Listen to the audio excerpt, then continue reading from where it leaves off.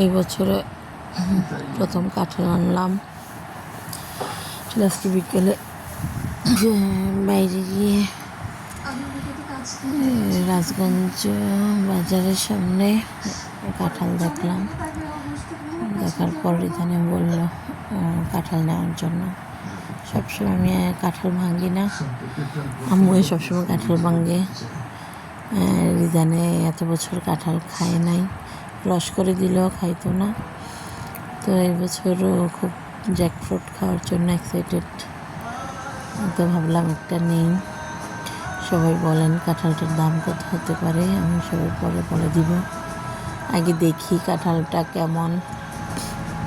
আসলে আমি আর কাঁঠাল ভাঙি নেই, আম্মু সবসময় বাসায় কাঁঠাল ভাঙে, আর আজকে আম্মু বাসায় নাই।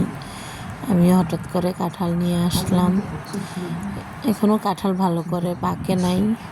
তারপরে বাজারে নিয়ে আসি বিক্রি করার জন্য। না, মোটামুটি ভালোই।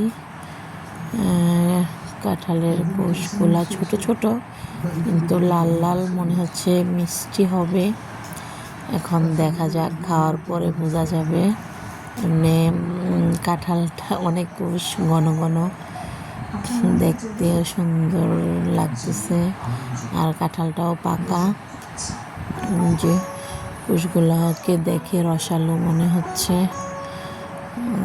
এখন খাওয়ার পরে আসলে বোঝা যাবে আসলে এটা কীরকম মজা। তো আগে একটু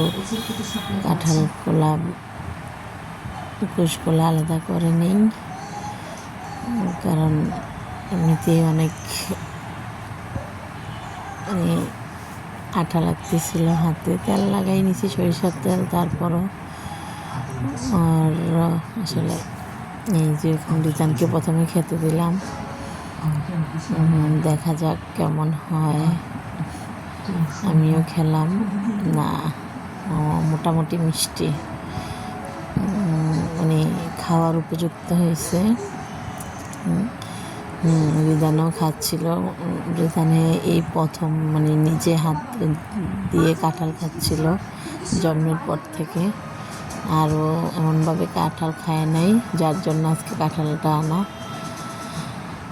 এখন সবাইকে বলে দিই, কাঁঠালটা মাত্র 100 টাকা দিয়ে আমি কাঁঠালটা আনছি।